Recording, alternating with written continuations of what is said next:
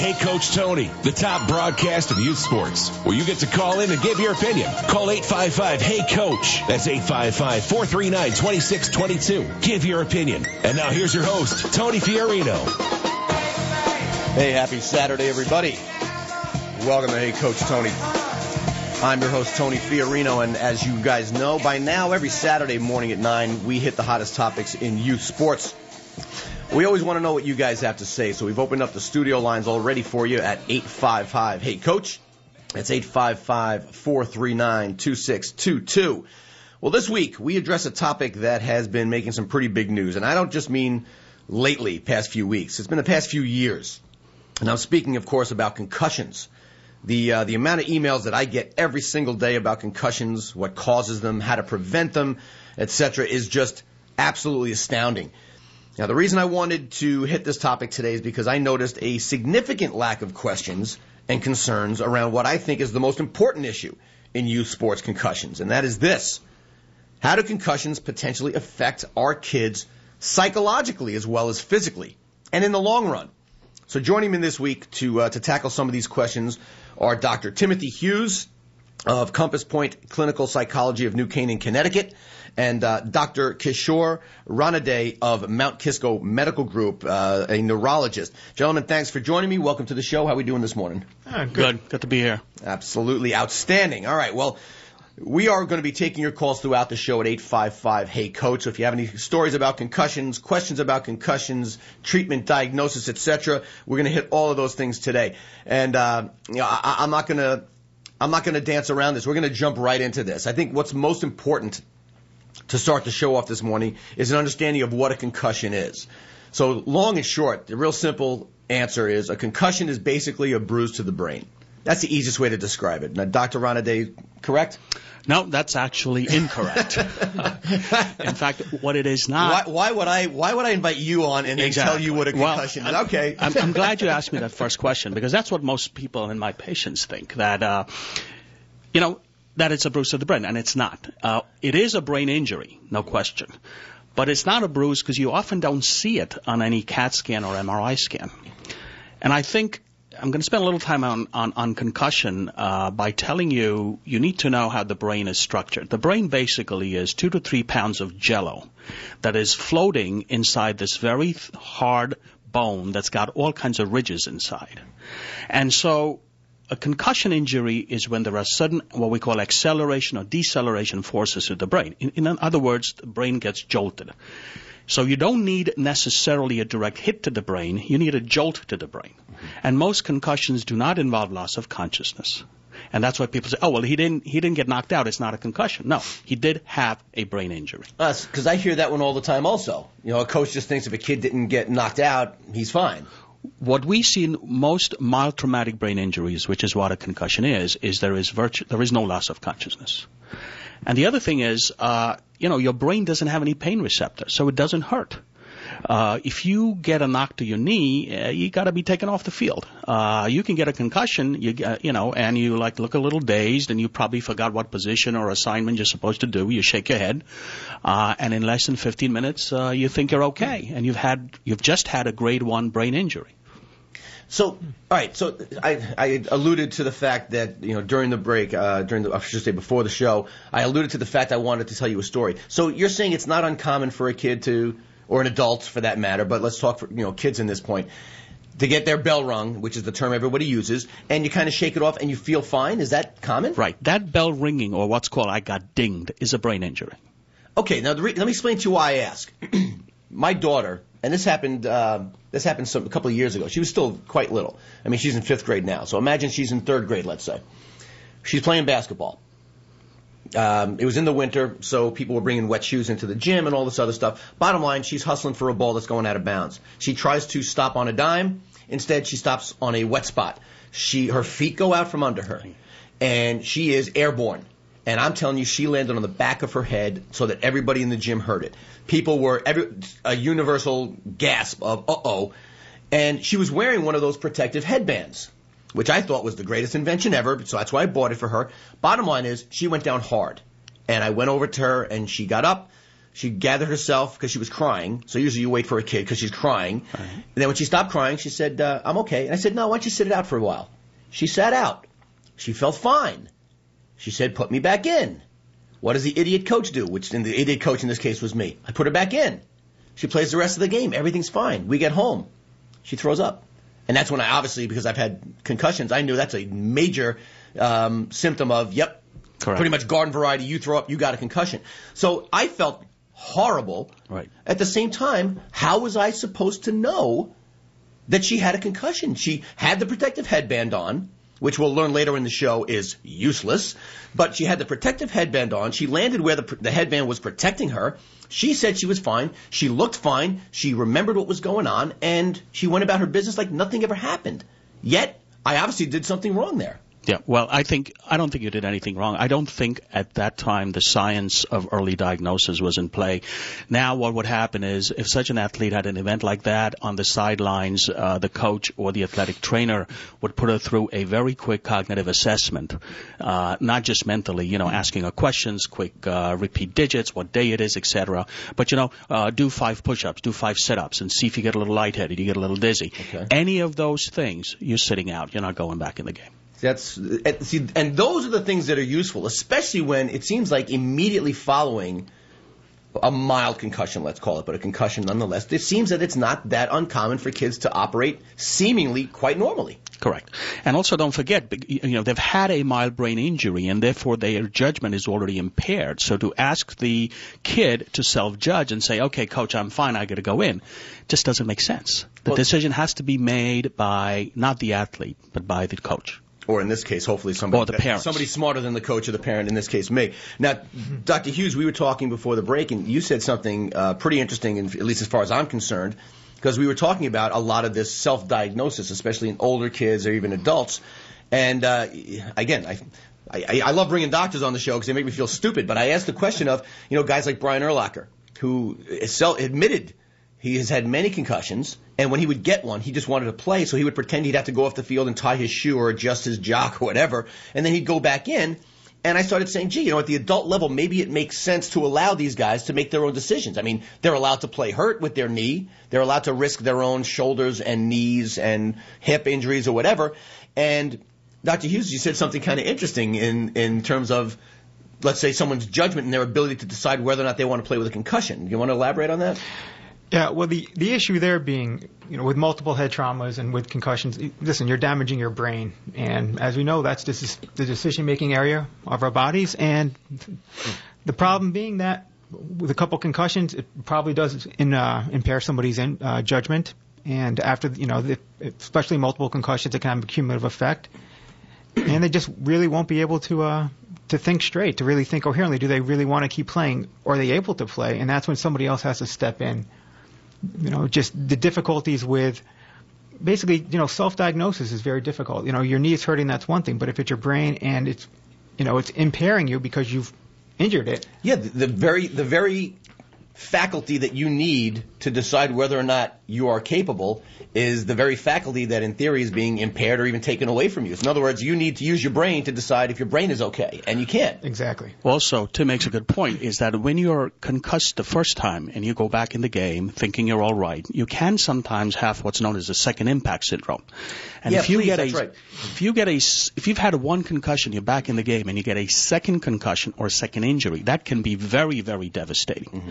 Case in point being, I think there was a kid by the name of I forget his name, but in Oregon in 2006, middle school, high school football player, had a concussion, sat out 50 minutes, went back in, had a second injury, and this time had a hemorrhage, was comatose for 3 months, and I believe last year just started walking. But his case propelled the Oregon legislature to pass a concussion law, which subsequently has been adopted and by 33, 35 other states, including Connecticut and New York, called the concussion law, and that has to early diagnosis, take the athletes out, as the saying goes, when in doubt, sit them out. Now, and that brings up a good point. Is there, based on this legislation, and I don't know this, but I assume it's not very stringent only because of the nature of this beast, is there a set period of time? And I know the answer is no, but boy, all parents are going to ask the same question. How long does a kid sit out? when you get a concussion, based on how severe or mild the concussion is? I mean, these are questions that have to be answered, and I don't think we have them yet. But in your professional opinion, guys, my daughter gets what is, let's say, a mild concussion, a concussion nonetheless. How long does she need to sit out? 15 minutes, I'm sure, is not the answer. In the case of this Oregon kid, that was obvious. But so it's not 15 minutes. We know that. Is it a day? Is it a week? Is it a month? Where are we with this? I mean, you're treating these kids every day, right? There's some very, very rough guidelines. And I think the point you make is well taken. Everybody is individual. I mean, I see kids who get a concussion. I check them next day. They're really, really back to normal. Then there are others who are just hurting. I don't think there's a set measure. I don't think you can say. And if it were my kid, I would not let the kid go in until I've had the kid checked by a neurologist. I mean, the brain is too valuable an organ to mess around with. But as a neurologist, and by the way, what we're going to talk about in a second is something what I consider to be revolutionary, which is a way of baselining your brain. It's called the impact system, and Dr. Hughes here happens to be an administrator of the impact system. I know that Dr. Ranade is very familiar with it. The bottom line, and I'm going to have you talk about this, but I'm wondering if we should start lobbying for a very specific set of guidelines under which these kids are gauged eligible to return to play.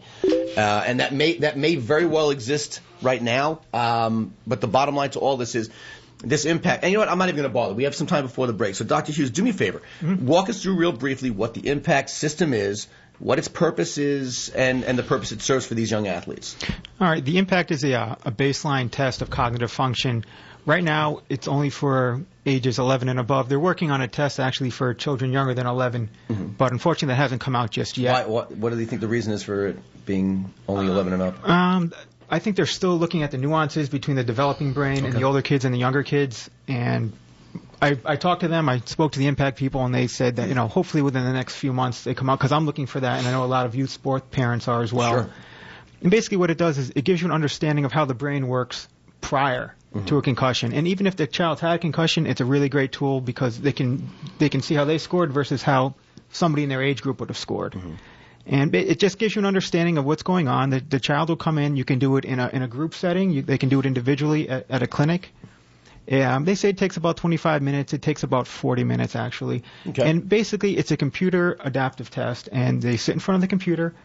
And I give them a little instruction. That's how I do it. And they just have to follow the instructions on the test, and it's very interactive. It's almost like a little computer game.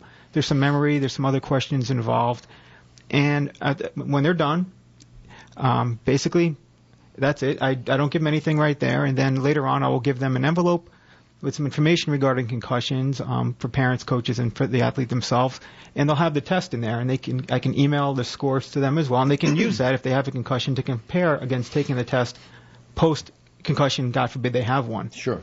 Now, so this isn't like a brain scan or anything like that? No, it's very non-invasive. As a matter of fact, just sitting in front of the computer screen, all they need is a computer and a mouse, and they can do it. And there's a lot of people that offer that service. You can, go online to theimpact.com, and you can see who offers it in your area. And I think it's a great tool. And I think it's very important that parents realize basically that this is going to help them and help their child in the future.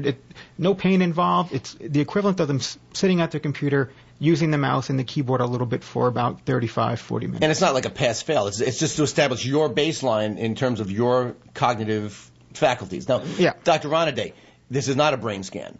Question for you as a neurologist and board certified, by the way. I mean, I was going to walk through your credentials, but they're ridiculous. You've been ranked nationally as one of the best doctors in the country, definitely one of the best doctors in the Hudson Valley, so I'm very honored to have you here on the show.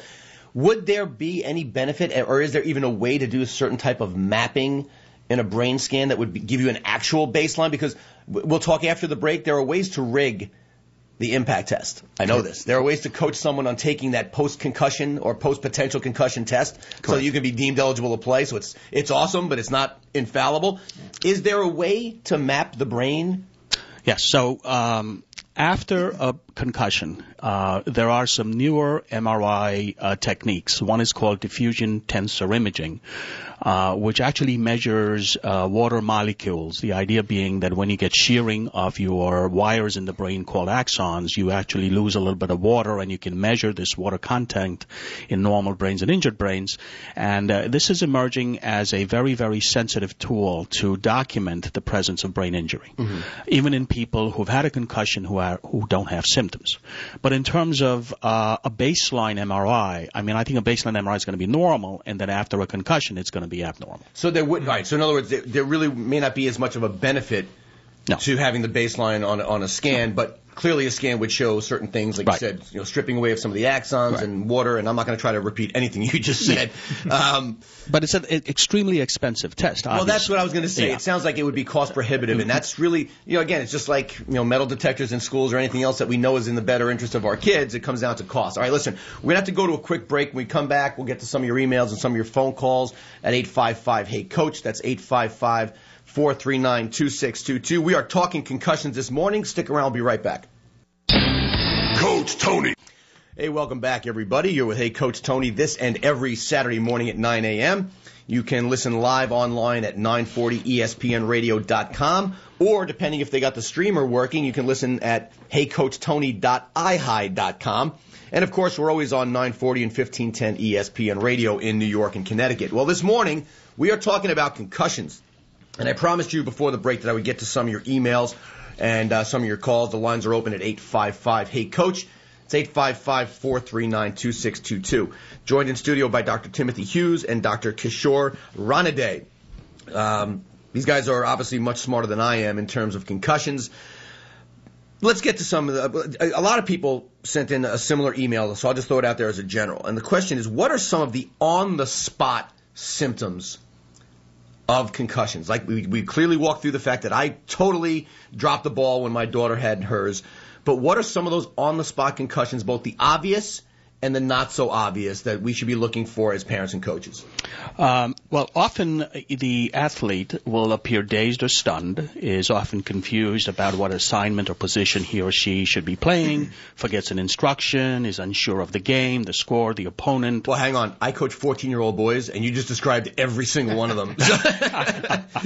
And by the way, I understand that lack of consciousness is a pretty big symptom. Yes. So what I just said was very mild concussion. Obviously, if you see any loss of consciousness, whether it's 2 seconds, 10 seconds, it's a definite concussion, and it's a severe concussion, what we call grade 3. So that's obvious. The less obvious is, somebody moving clumsily, can't recall events prior to the hit or fall, forgets what the score is. Those are some of the things you see.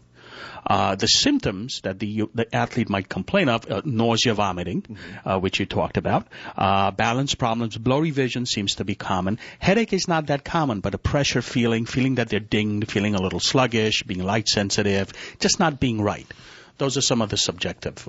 Is it safe to say that if a kid just doesn't feel right, like in other words, I know, like I said, I will forever kick myself, but my daughter went down and she hit her head in a way I should have just known that she couldn't be right, no matter what she said. I mean, if a kid just isn't right, should you just err on the side of good judgment and just say, you know what, tomorrow's another day? And if, by the way, you go through the night without any other symptoms, tomorrow you're good to go. But, I mean, like I said, I will forever. And she'll hold it over. My daughter is vindictive.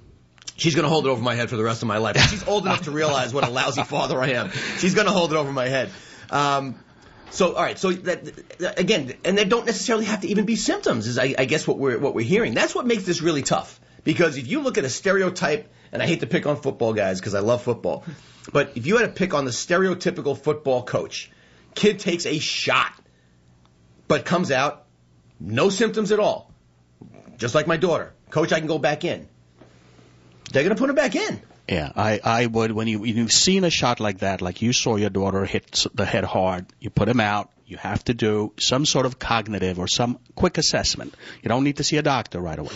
But something on the sidelines, besides asking the athlete to determine are they ready to go back in or should he put them back in. Give us 2 or 3, give us your good housekeeping seal of approval on 2 or 3 tactical things you can do in the absence of symptoms, what questions should I have asked my daughter? What should I have done with her to really assess? Again, I screwed it up, but let's just say somebody else with a brain does this. What are the 2 or 3 things you should just do right there on the spot to give a quick assessment of whether or not the kid should be good to go? Well, the 3 easy things is first you ask them orientation questions. What the day is, what day of the week it is, what year it is. Then you give them 3 words to remember and see if they can repeat it back to you after a couple of minutes. Then you give them numbers. You give them like a series of digits, 5, 7, 4, 2, and ask them to do it backwards. Or, even simpler, have them do the months. Hang on a second, because I'm still trying to do 5, 7, 4, 2 backwards. Yeah. All right, so something simpler would be have them. I'm a lousy example. Have them tell you the months in reverse order, starting in December. Okay. Something like that. Okay. So is it similar? I hate to sound like a moron, but similar to a pre-screen on a DUI. Absolutely. Go do the alphabet in reverse for us. Yeah. And when you're sober, it's never a problem. Right. But I've seen people really stumble through that, and I guess is that just a question of how the neurons are firing in the brain? That just because it seems like such a simple thing to do. Right. Well, it's interesting you mentioned neurons firing. The first thing that happens within milliseconds of a concussion, you get a sudden power charge in the brain. Billions of neurons or brain cells discharge their electricity. And all these neurotransmitters, these chemicals, leak out of the cells. And basically there's a power surge followed by a brownout. And then it's how much brownout has occurred that'll tell you when your brain is going to go back to being in balance. So the first few seconds, your brain is not functioning. You may look good, but you're not sounding good. That's interesting you say that because, and before we get people calling in with jokes, yes, I had many concussions when I was a kid, and yes, I'm sure that has something to do with why why I operate the way that I do. But I always remember, right before getting cracked in the head, there was always either a deja vu sensation or a rush of heat or something sensory that was just an overwhelming explosion of activity right before you went into this whoa. And I guess you just described it. It's hyperactivity, then brownout, and then it's like, okay, where am I? Correct. Okay. So it's not just me. All right, good. Now, you were going to add something, Tim? I'd just like to let you off the hook a little bit about... Oh, good. Somebody, because my wife sure isn't calling in. Well, just about being a parent. Listen, nobody wants to think that their kid could ever be hurt. And I think a lot of that is, it's a bit of denial that we could see something, we might think something happens, but it's always easier to think, you know what, my child's okay. Mm-hmm. There's nothing wrong with that, but we have to also realize, maybe take a step back and be like, okay, is that in their best interest or is that in ours? And that's where it comes in, but it's not uncommon for the child to get hit in the head and for the parent to be like, no, okay, let them play, because as a parent, you don't want to acknowledge that, maybe your child is hurt. And I think a lot of it is also, we do love watching our kids play. Mm-hmm. And, and I don't mind saying it.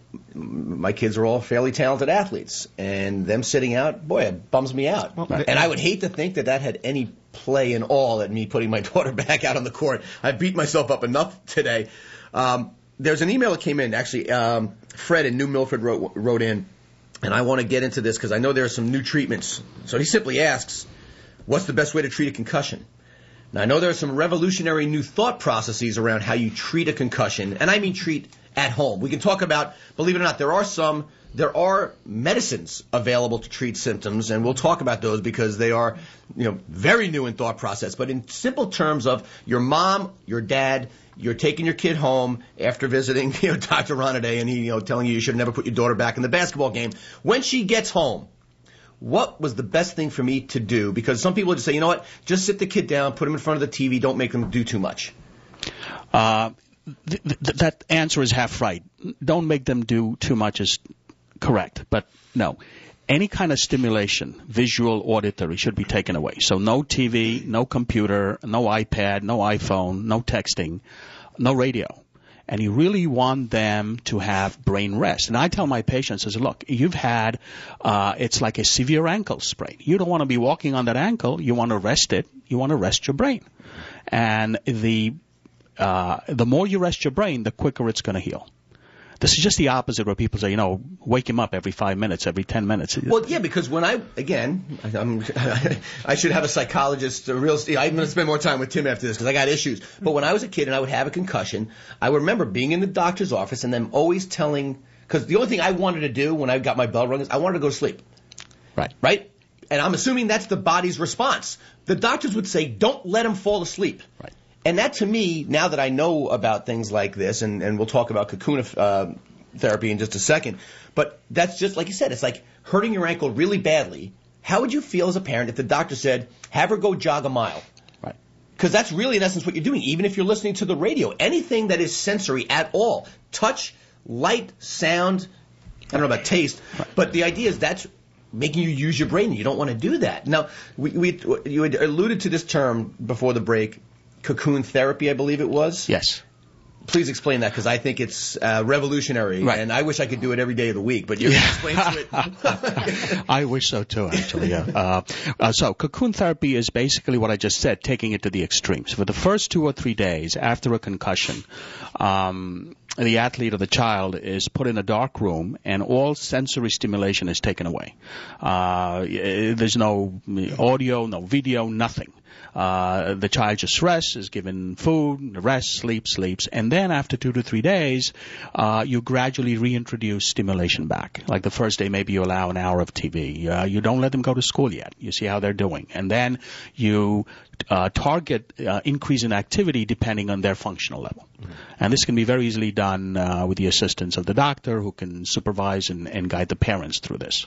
It's not quite mainstream medicine yet, but it's proving very exciting. And there are some people out there doing it regularly, reporting great success. Well, again, cocoon therapy seems like a cast for a broken bone, right. a splint for a twisted ankle. Exactly. It's very intuitive. I mean, you're resting the brain and you're allowing it to heal faster. And there's no question that I've seen kids who, go back to playing video games and stuff after concussion. They get more headaches. They are more light sensitive. Their symptoms linger longer and longer. Well, again, what's the typical parent's concept of rest is sit down. Right. And what you don't realize, your brain's already resting physically, no matter what you do, because it's sitting in this nice warm bath of stuff, and it's just a big bowl of Jell-O as it is.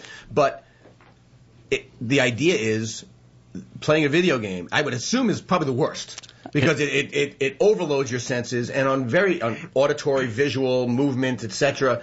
So I would assume that's probably the worst thing you could do. That is the worst thing you could do. Yeah. So all right, moms and dads, if you're listening, good, Tim. Yeah, I just want to say also that education is one of the biggest pieces of this for the parents, for the coaches, but also for the athlete. And this is where the parents can really help their child understand what's going on, that this is not a punishment for something they did wrong. They didn't do anything wrong, but this is what they need to do to get better and to get better quicker.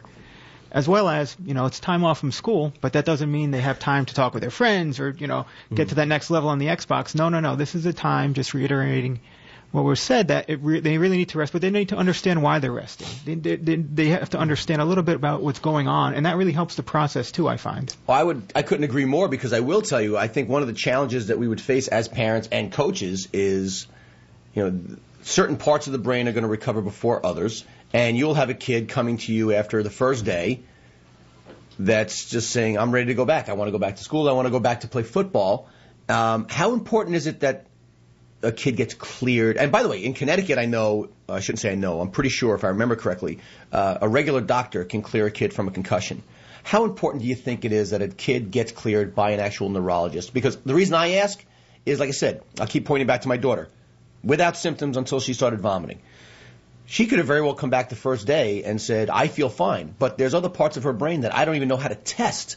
And if she comes back too early, that could, there's risk for second impact syndrome or multiple concussions. But again, it's also just delaying the process of healing. Actually, you know what? I'm going to get your thoughts on that when we come back from break, because this is just buzzing right along. When we come back from break, we'll get to some more of your emails. If you have any questions, give us a shout in the studio at 855-HEY-COACH. You're listening to Hey Coach Tony. Stick around. We'll be right back. Coach Tony. Hey, welcome back, everybody. You're listening to Hey Coach Tony on 940 and 1510 ESPN Radio.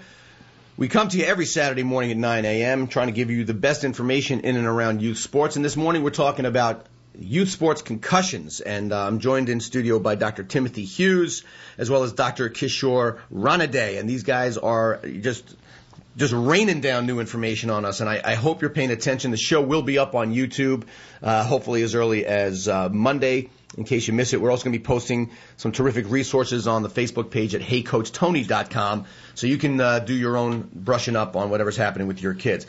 Before the break, we started talking about the process of clearing kids after a concussion. And when I was asking, specific to Dr. Ranade, as the neurologist here with us this morning, how important is it that a kid get cleared by an actual neurologist versus what is commonly done today? Just go to your pediatrician, just go to a regular doc and get cleared. Now, again, that's better than not getting cleared. But how important is it that someone actually get cleared by a neurologist, in your opinion? I think it should be really mandatory for a child to be seen or had a neurological assessment before returning to play, especially if the child is an active athlete. The reason is primarily as neurologists, we have so much training in brain function, and it's not just physical signs, but subtle symptoms, which the person, the child, may not volunteer, but you can actually ask and uncover. And it's just, I think there's too much at stake here, your brain function. And, the child's brain is still developing, and to have an undiagnosed injury go and put the child at risk to get re-injured is just, I think, too much to do. And it seems to me that, again, just hearing you rattle off very flippantly, because you know this stuff so well, here are the things you can ask a kid. I would have never even thought of that. And I'm assuming there are parts of the brain that you know how to poke and prod that a regular doctor just doesn't know. So a kid may seem fine, Correct. But as soon as you say, do the alphabet in reverse, and they Right. start with M, Right. Okay, kid's not ready. Right. All right, well, I got that part. By the way, I did get scolded during the break, making fun of my old doctors about not being able to go to sleep. So Dr. Ranade, in typical doctor fashion, had to correct me. Turns out there is some validity to what the doctors were saying back in the day, and it was because it was before CAT scans, etc. So do me a favor, because this one actually is important. Yes. It isn't just let them sleep. And Dr. Ranade, just explain to us why you don't just let a kid sleep endlessly when they have a concussion. Correct. So once you have somebody who, after a seeming head injury, is becoming steadily lethargic, then you worry that that person has actually had some kind of hemorrhage in the brain. And in the old days, where they did not have CAT scans and MRIs, one way to suspect this was to really keep tabs on seeing, is the person staying alert or is the person getting steadily sleepy? And this was, remember, before you took anybody to the ER, you had CAT scans at 2 a.m, which we now do. So if the child or the person seemed to be getting more and more less responsive, then you said, oh, there's some blood pressing on the brain causing brain swelling, and then they took you to the hospital. They actually made a hole in your head, or in those days they did pneumoencephalogram, which is they put air in your spine and let it go in your head. This was a very painful procedure. And then they said, there's something pressing, and they would go in basically blind and try to remove the clot. And then they would put leeches on you and bleed. Yeah. Good. Thank God we live in these times. All right. Now, no, and the only reason I mention this is because we talked, and I keep forgetting her name, the lovely actress who took a minor fall on the bunny slope. Right, Natasha Richardson. Now, what you're telling me, and I believe this was made public when it happened. Had she gone to the ER just to get checked, yes, they would have given her a CAT scan, correct, and they would have recognized what was wrong with her, right, and she would be alive today. Yes, she had some symptoms after she told the EMS to go away. She went to her hotel room, and it was 6-7 hours later that they were resummoned again because she was extremely lethargic. You just don't suddenly, become lethargic so quickly. There is some evolution of it. And by that point, it's too late. It's too late, yeah. I guess the real lesson here is never screw around with your brain. It's the most important asset we all have. Now, here's where I want to get back to Dr. Hughes, because this is one that I think is really playing a big role, as evidenced most recently by Junior Seau. Mm-hmm. When there are either multiple concussions, second impact concussions, coming off of concussions too early, it's becoming obvious that there are psychological recovery periods or long-term psychological adverse effects from these concussions. As a clinical psychologist, very, very esteemed and heralded, and more accomplishments than I'd care to name, but as a clinical psychologist, Dr. Hughes, what is your thought on the long-term sustained psychological issues faced by those who receive and sustain multiple concussions? Well, that's a very interesting question. The thing about concussions is that numerous concussions, especially, second impact syndrome, where you have cumulative effects, can actually cause changes in the personality and actually cause somebody who didn't have depression, to develop that. I think Junior Seau, if I'm not mistaken, actually tried, didn't he try to commit suicide once before? It was never confirmed, but yeah, it's pretty hard to drive your SUV off the side of an embankment unless you're trying. Exactly. And the problem here, and this is where psychological counseling can come in as well as neurology, is to understand and to look at the changes in the brain, see what's going on, and whether they need maybe some medication for the time being to help them get through that period, or we also have to look, is this a personality change? Is this something that's going on in the brain for the time being? Or is this more of a long-term change that's going to follow them throughout their life, like it looks like it might have done in Junior Seau's life course? So it sounds like, as important as the science of neurology is to concussions, and I'm talking again, let's talk about long-term, let's talk about, it's clearly just in the limelight because of the NFL players. Mm-hmm. It seems like there should be not just baselines to your brain activity. Mm-hmm. There should be baselines that you sustain through the course of your career, emotionally and psychologically. Well, that would be a great thing. If somebody could come up with something. Where's the NFL going to find the money to do that? I don't know. But what I will say, I work with a lot of children, adolescents, and the more depression that can be felt around them is the fact that they have to be away from their sports and away from their friends for a given period of time. The long-term damage that can be dealt with long-term psychotherapy and medication. But for the children dealing with a concussion and have to be out of the sport or even out of school, maybe for the month, maybe for the season, or maybe for their life, that can cause a lot of depression where maybe they feel they're away from their friends, or maybe they're losing some of their friends because, they don't have that connection anymore. It's like famous celebrities. Once they're out of the limelight, they hit a depression. Now imagine if, while you're doing movies for 15 years and you're, repeatedly getting knocked in the brain, I'm sure that doesn't help.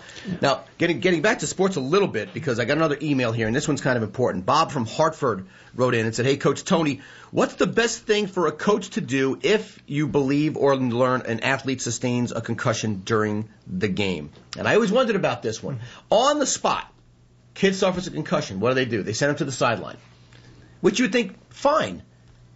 Now you guys got me questioning everything I always thought was right. So this one we're gonna go back to our neurologist here, Dr. Ranade. I'm the coach.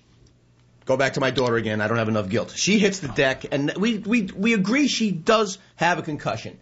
What do I do there and then on the spot?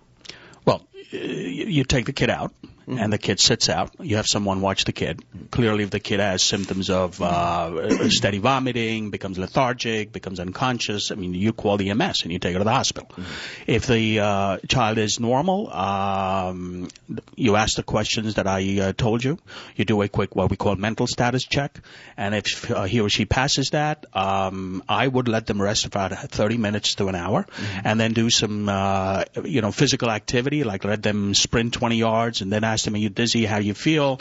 Some push-ups, 5-set push-ups, and then let them go back in the game. Is there any benefit to, and I'm not saying let's bring,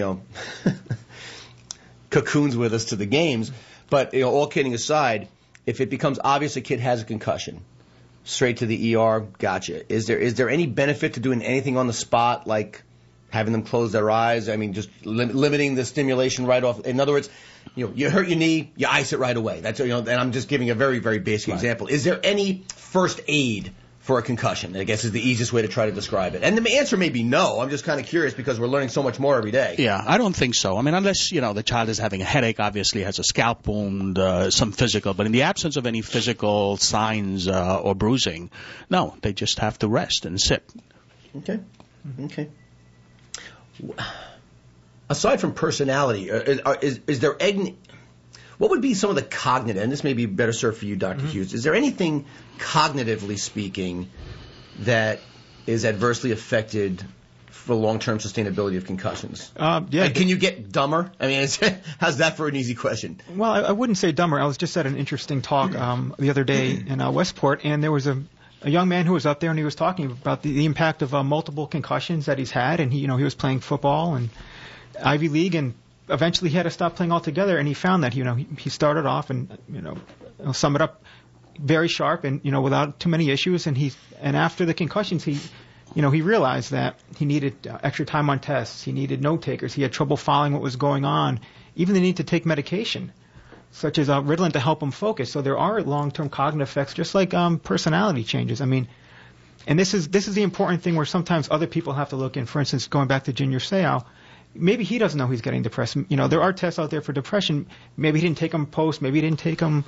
after. But, this is where other people have to look in and be like, okay, what's going on? Well, it goes back to what you said before. How Junior Seau got his bell rung 75 times, let's say, during the course of his career at a legitimate level. how can you expect his brain to recognize that there's something wrong with his brain? Exactly. And the same thing cognitively. And this is where, for children and adolescents, where the teachers and the parents can really look at it and be like, okay, they didn't really struggle like this before the concussion. Something's happening. Something has changed. Mm-hmm. Whether the child, and maybe they're becoming more frustrated, maybe becoming more angry in school because they don't get it. Maybe they just can't follow. Maybe they're, inattentive more than they ever have been before. These are the things that can happen. Just like personality, there are those cognitive changes as well in schoolwork. And really, it impacts all areas of the life, unfortunately. Dr. Ranade, what do you think? I've had several kids referred to me by parents because a kid is not doing well in math and then was doing fine 3 months before. What happened? No girlfriend, boyfriend issue, blah, blah, blah. Turned out that these kids had 1 or 2 head impacts while playing sports, and you could really date everything beginning after it. So there are sometimes a diagnosis of a concussion is not apparent till way later. And I think one way to mitigate against this is all parents whose children are playing contact sports should get a fact information sheet about head concussion and concussion symptoms. And they have to sign saying that they've read it, they know what it's all about. Because I really think early intervention, early diagnosis prevents a lot of these delayed complications that Tim talked about, which is depression and, because of various peer issues and, being withdrawn, socially withdrawn that occurs, with this. Okay. Well, listen, I'm enjoying the science talk.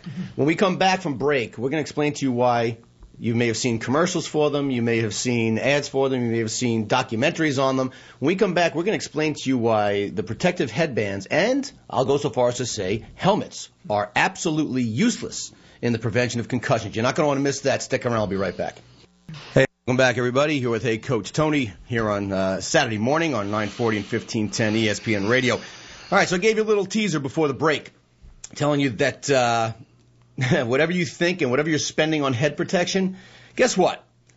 I think we're learning that can I go so far as to say it's a total waste of money? I agree. There's not a single helmet out there that's worth the money you pay for it. And people pay hundreds of dollars because some manufacturer says this is going to do the job. And I think somebody came out with a concussion-free helmet, and there was a study done on it, and it may be reduced by 2% the incidences of head injury. So they're all useless. Well, I think the reality of the situation is this, and again, for an idiot like me to pick it up, it means it's got to be easy enough for at least somebody else to get it. What we're learning is helmets and headbands protect your skull. And Absolutely. I think they will dramatically reduce the instances of fractured skulls. Correct.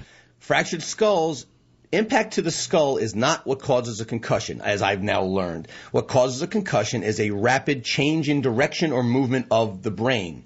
Is really when the head stops moving, or rapid acceleration forces can on cause the brain. that jolt and or collision from the brain to the skull. Correct. So no matter how much you protect the skull, unless there's a way, I guess if we made helmets that were 3 feet in diameter, which slowed the head down dramatically, maybe. Correct. We'd all look like Gazoo from the Flintstones playing our sports. Right. But the fact of the matter is, if you are spending money on a headband for your little girl to play soccer, which, by the way, leading the scoreboard in terms of youth sports concussions is girls soccer. That is true. not football. It is not lacrosse. It is not hockey. Fact, not my opinion. Correct. Makes me glad that my daughter's not playing soccer anymore. But in any event, helmets don't protect from concussions. They just don't. Headbands don't. If you're spending money on this stuff, put it away. And if you don't believe that, right. A sport that you would think would be fraught with concussions, and Dr. Hughes played this sport, rugby has probably one of the lowest ratios of incident per concussion anywhere. Right. And it's because they don't wear helmets. They're forced to learn how to tackle without using their head. It seems the more we protect the head, the more of a false sense of security we have, and we're leading with our heads more. And I think that's one of the big problems. Yes, and then we're also producing bigger kids who, weight lift, get big muscles, drink protein shakes, and they are, dangerous missiles out on the field. And the coaches, they say, put your helmet between those numbers, yep. And you got it. Well, point well made, Tony. Helmets were invented in the 70s and 60s because athletes were dying of skull fractures. Not concussions. Not concussions. We do not see anybody die in America these days of a skull fracture in a contact sport because of helmets. Yes. But that's what they are made. The helmet was designed to protect the head from a fall from a height of about 5 feet. It does nothing for concussion at all, like you pointed out. And that I find just utterly shocking because, again, the amount of money, and I almost I was in discussions to sign up a sponsor for this show that makes headbands. Ugh. Hey, money's money, right? But I can't now, in good faith, I can't possibly sign these guys up. No. We're not doing enough to protect the kids. Now, but along those lines, in talking about helmets, and Doc, you mentioned this earlier, and we didn't get into it enough, so I want to do it now. There was a study done with young kids, and there was, I'm not going to get the term right, but they were basically, their helmets were rigged. Yes. With sensors, for lack of a better term. And that's about as much as I'm going to say, and that's because I don't want to screw it up. But walk us through that study. So this was a second grade recreational football team called the Auburn Eagles in Montgomery, Alabama. And the head of bioengineering department at Virginia Tech signed up this coach, and he said, sure, come on down. And this whole team of engineers and scientists basically followed this Kid League team for a whole season. And they wired their helmets with these what's called accelerometers. And these are basically sensors. They put 12 sensors in each helmet, and there was a little battery, and information was being transmitted wirelessly to these guys sitting on the sidelines. And they looked at the various impacts these children went through, whether in practice or during the game.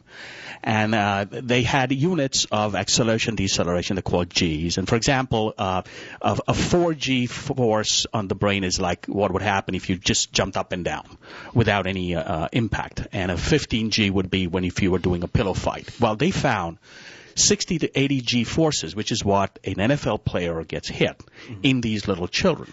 And the second grade boys. Second grade boys. And then there's interesting, more than half the impacts occurred during practice, not in the actual game. And the other thing is, at that age, you have a big head, you have a thin neck, and then you have a big helmet. So these kids are really like those bobble head toys. They're just bobbing back and forth. So it's a higher risk of getting concussion because they don't have the shoulder and chest muscle development, the neck muscle development. So it's a very interesting study there. And let alone the increase in, which is a real serious issue. I mean, thank goodness the injuries don't happen that often, but neck injuries, when they do happen, are severe. They are severe. Very good friend. I don't know how old our listening audience is, but I'm 44 years old, and one of my best friends in high school was a kid. I'm not going to say his name because he doesn't want me to say it on the air. He has a scar on the back of his skull down to the middle of his spine because he tackled. He was I think at the time he was a junior in high school. It was a very popular story out in Long Island. He used to play for Mira Regina and broke his neck. Oh. So thankfully those things don't happen often, but when they do, they are severe. Nick Bonacani's son is another one. And you mentioned that most of these impacts happen during practice. I think it's important to note, and I wondered about this, and I guess it's because there's new information, football practice in general has changed dramatically. If you have a kid who plays football, when they get to high school, the amount of contact that they sustain during the course of the week in preparation for the game is minimal. Yeah. And I always thought, gee, I wonder why they're doing that. Now we know why they're doing it. The question I still have, and I go back to pick on the stereotypical football coach, I wonder if it's because let's just protect the kids in general, or if a kid is good for 17 good contacts a week, I want those to be in the game. That's right. In other words, I don't know if it's short-term selfish behavior, but I do know, because I do study the game because I love it, and Tony DiMatteo, who coaches my son, is one of the best who's ever walked the planet. And I noticed that a lot of times they're in half pads. They don't go full-blown contact. And for whatever the reason, I'm happy. Yeah. At the same time, I guess more and more information is being made available to us. And by the way, it's not just being made available to us. It's being made available to NFL alumni. If I did a little more research, I'd probably have 20 names. But I will tell you there are at least two football players who have basically said, yep, I've made millions of dollars. I've been tremendously successful. My kid will not play football. Kurt Warner was quoted in an article very recently, walking through all the things and how passionate he is about football, but there's something inherently wrong with it.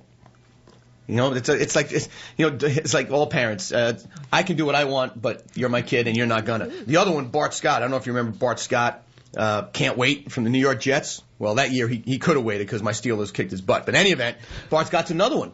If that guy wasn't playing football, I hate to generalize, but there are plenty of guys who skated through school because of their athletic ability. If that guy wasn't playing football, who knows what he'd be doing? He could be a neurosurgeon. He could be pushing a mop somewhere. Don't know.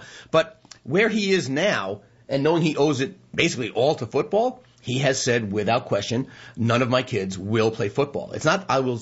If they don't want to, I won't force them. He's saying they will not play football. That's a sad comment. I mean, I like watching football. I think it's a great game of strategy, and the players don't get hurt in football. And I think the key here is maybe we can change the game so there's less of concussion. The rules need to be changed. I don't know the answer, but maybe they could take a page out of rugby. I don't know, Tim. You played rugby. Yeah, well, with the no pads, it makes a big difference there as well. Well, they taught us to tackle, never lead with your head, watch your neck. I mean, I'm not the biggest guy, but I was taking down people, 6'5", close to 200 pounds, tackling below the waist and, putting my head on the other side of their legs and other side of their, their chest, getting my head out of the way because I didn't want them to land on it and didn't want to get kneed in the face.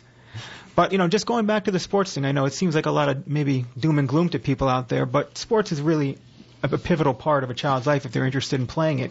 And while these things do happen, the best thing we can do is really educate ourselves. And, if the child wants to play a sport, it's really great. It helps the child develop. It really helps them socialize, and more than any video game ever will. So. Well, again, I look at that as the biggest testament. And by the way, if someone was, trying to read between the lines, yeah, if I had to put my body on the line, let's say as a stuntman, and I made gazillions of dollars, it's also a nice benefit to be able to say, okay, my kid doesn't have to do that because I did it and I've gotten the rewards from it. I don't know how much of that goes into it, but I will tell you what I know for a fact is that guys like Kurt Warner and Bart Scott and Urlacher and all these guys, they know the price that they paid. And I think part of it is, wow, if I had to go do it again, would I? Mm-hmm.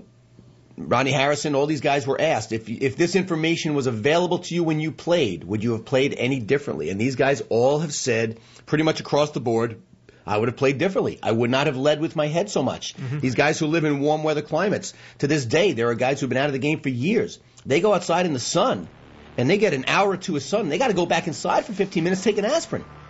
Makes you wonder if it's worth it. But like I said, it's not all doom and gloom. I am very, very grateful to our two guests here, Dr. Timothy Higgins and Dr. Kishore Ranade. Their information is going to be up on the website because these are two guys who know their stuff. Gentlemen, thank you for joining me. Hey, guys, be sure to join me next week, every Saturday, 9 a.m. for Hey Coach Tony on ESPN Radio. Enjoy the rest of the weekend.